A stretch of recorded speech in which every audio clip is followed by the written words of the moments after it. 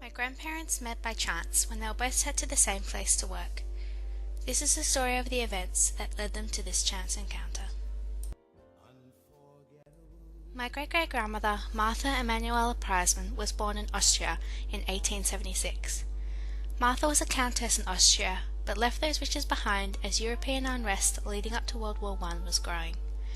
She was 14 years old when she ran away from home, secretly stowing aboard a ship bound for Australia. She arrived in 1890 in Queensland. She married Gustav Adolf Wilhelm Stolzno in 1902. Gustav was born in 1877. His parents were migrants from Bulgaria who came to Australia escaping the Bulgarian War of Independence. Gustav and Martha had two children, Marjorie Sybil Stolzno, my great-grandmother, and Vivian Trevor Stolzno. Marjorie was the brain of the family. She was the dux of Fort Street High School in Petersham, spoke 7 languages, and experienced great academic success. In 1927, Marjorie gave birth to my grandfather, Zacharias Michael Stolzno, on the 7th of December. Zach went to school until he was 14 years old. He attended Gardners Road Public School and then Old Sydney Technical High School on Albion Street. Once he finished school, he went to work at his uncle's bakery, Birch's Bakery on Castlereagh Street. At the bakery, Zach started an apprenticeship as a pastry chef. However, his uncle had to sell the bakery and Zach had to look for another place to finish his apprenticeship at. This was in 1947 and Zach was 20 years old. World War II had come to an end with the signing of the German Instrument of Surrender in 1945. Australia had a dire shortage of labour for all industries both during and after the war.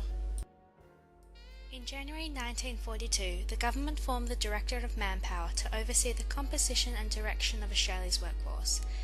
Zach was sent by Manpower to the Adams Hotel on George Street in 1948.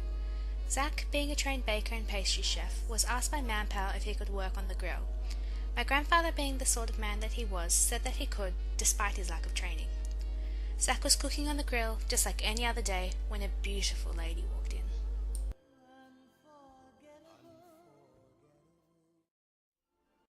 My Nana's parents were also from European descent.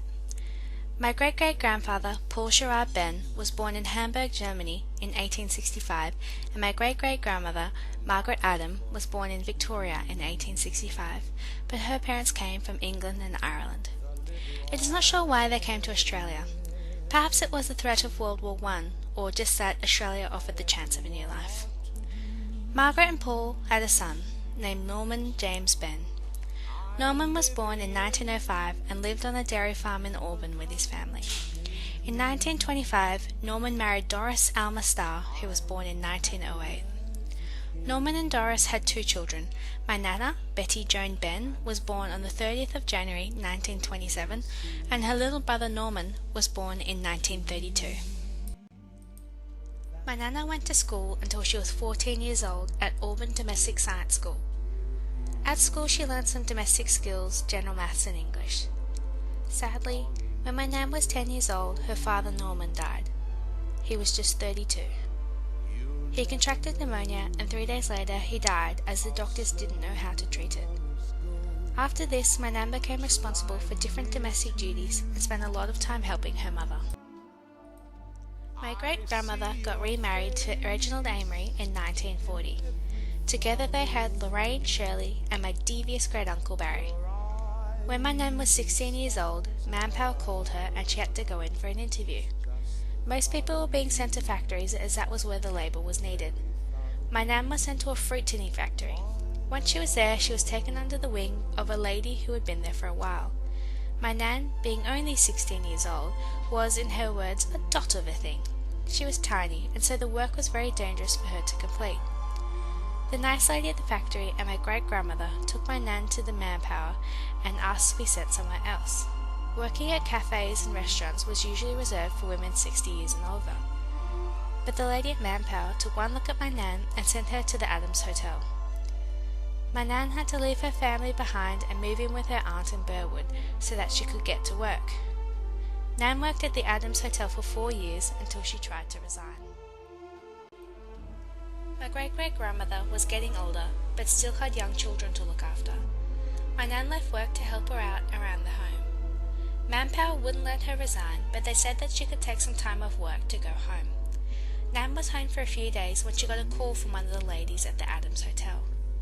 This is when our two stories come together, and so I hand it over to my beautiful Nan to tell you the rest. He said to me, well, I'm going to marry you, so I suppose, I don't know whether you've got to tell your mother and she's, you've got to wait a few days or something like that. But tell your mother we're getting married. And he was 20. And how long had you known him when he told you that? About half a day.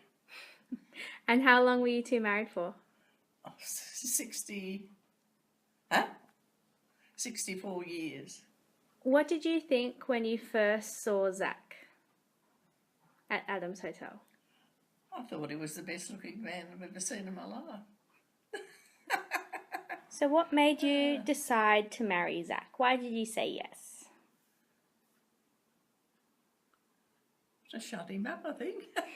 No, you could just tell by talking to him that he was one in a million. He was just, I'd never met anyone like him, and he just, very unusual is the word I could use for Zach, I think. And how is marriage?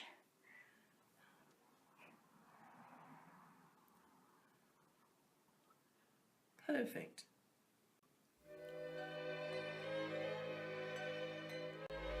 We unfortunately lost my grandfather in 2012.